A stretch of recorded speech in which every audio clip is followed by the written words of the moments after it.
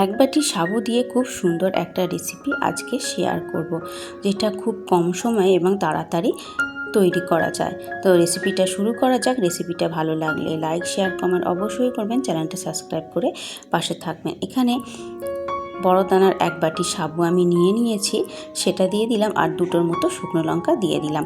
এবার শুকনো খোলায় ভালো করে এটাকে ভেজে নেব, মানে সাবুর কালারটা একটু চেঞ্জ করে নেব। 2-3 মিনিটের জন্য ভাজবো, যাতে সাবুটার মধ্যে একটু গরম হয়ে যায় আর সাবুটার মধ্যে একটু রঙটা চলে আসে। সে সাবুটা 2-3 মিনিটের মতো একটু গরমও হয়ে গেছে, হালকা হালকা রঙটা একটু চেঞ্জ হচ্ছে। এবার সাবুটাকে তুলে নিয়ে খুব ভালোভাবে ঠান্ডা করে নিয়েছি। একদম ঠান্ডা করে নিয়েছি, নাহলে মিক্সির মধ্যে এটা গুঁড়ো করা যাবে না। একদম যখন এটা ঠান্ডা হয়ে গেছে, এবার মিক্সির মধ্যে দিয়ে এটাকে একদম মিহি করে গুঁড়ো করে নেব। তার সাথে শুকনো লঙ্কা দুটোও দিয়ে দেবো, দিয়ে খুব ভালোভাবে এটাকে গুঁড়ো করব। তো এটাকে খুব ভালোভাবে গুঁড়ো করে নিয়েছি, দেখতেই পাচ্ছেন একদম স্মুথভাবে গুঁড়ো করে নিয়েছি। এবার একটা বাটির মধ্যে এটাকে ঢেলে নেব। নতুন বন্ধুদের আমার চ্যানেলে স্বাগত জানাই। আমার রান্নার রেসিপিগুলো যদি ভালো লেগে থাকে তো চ্যানেলটা সাবস্ক্রাইব করে আমার পাশে থাকবেন। আর পুরাতন বন্ধুদের অসংখ্য ধন্যবাদ আমার চ্যানেলটাকে সাবস্ক্রাইব করে আমার পাশে থাকার জন্য। তো একটা বড় সেদ্ধ আলু নিয়েছি। এবার এই গ্রেটারের সাহায্যে সেদ্ধ আলুটা এইভাবে গ্রেট করে দিয়ে দেবো।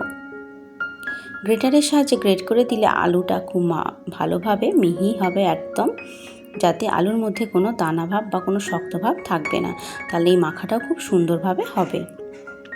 তাই গ্রেটারের সাহায্যে আলুটাকে এইভাবে গ্রেট করে নিয়েছি। তো আলুটা আমার গ্রেট করা হয়ে গেছে খুব সুন্দরভাবে। আলুটা গ্রেট করা হয়ে গেলে এতে এবার দিয়ে দেবো পরিমাণ মতো নুন দিয়ে দিলাম। এবার নুন দিয়ে ভালো করে এটাকে আলুর সাথে আগে মেখে নেবো। প্রথমেই জল দেবো না, আগে আলুর সাথে এটাকে খুব ভালোভাবে মাখবো। যদি প্রয়োজন হয় পরে অল্প অল্প জল দিয়ে এটাকে মাখবো। তো আগে আলুর সঙ্গে খুব ভালোভাবে মেখে নিচ্ছি। এবার অল্প অল্প জল এটা আমি দিচ্ছি, নর্মাল টেম্পারেচারে রাখা জল সেটাই দিচ্ছি, দিয়ে ভালোভাবে এটাকে মেখে নিচ্ছি। এই মাখাটা যত ভালো হবে এই রান্নাটাও খুব সুন্দর তৈরি হবে। খুব ভালোভাবে এটাকে মেখে নিয়েছি, একদম দেখতেই পাচ্ছেন আমরা যেমন আটা ময়দা মাখি সেরকম নরম করে এটাকে মাখা হয়ে গেছে। এবার এটা থেকে ছোট ছোট লেচি আমি কেটে নেব। এরম সাইজের আমি লেচিগুলোকে কেটে নিচ্ছি। একটু বড় বড় করেই লেচিগুলো কাটছি, যাতে বেলার সুবিধার জন্য। এটা যে কোনো উপবাসের দিনে এই রান্নাটা বা সাবুর এই রেসিপিটা তৈরি করে খেতে পারেন। তো আমার অনেকগুলো লেচি এইভাবে কেটে নিয়েছি। এবার এটাকে বেলবো। তো এটাকে একটা লেচি নিয়েছি, এতে আমি অল্প একটু তেল দিয়ে দিচ্ছি। আমি তেল দিলাম, আপনারা চাইলে একটু সাবু যে গুঁড়ো তৈরি করেছিলাম সেটাকে রেখে দিতে পারতেন, সেই দিয়েও বেলতে পারতেন, বেলে নিতে পারতেন। তো আমি একটু তেল দিয়েই এটাকে বেলে নিচ্ছি।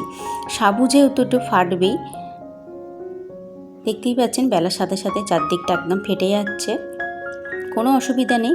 আমি এটা একটু মোটা করেই বেলছি, মানে লেচিটা একটু মোটা করেই রেখেছিলাম, যাতে এটা আমি ভালো মতো করে কেটে নিতে পারি। এবার একটা বাটির সাহায্যে এটাকে গোল করে কেটে নেব, তার চারদিকটা একদম গোল হয়ে যাবে, দেখতে খুব সুন্দর লাগবে।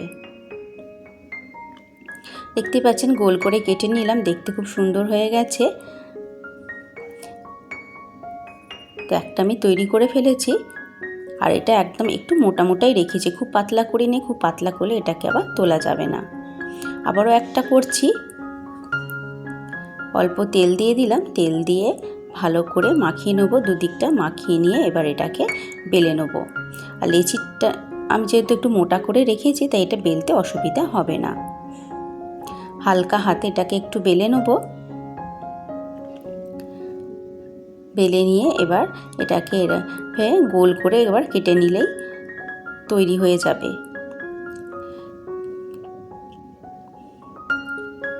এবার গোল করে কেটে নিচ্ছি।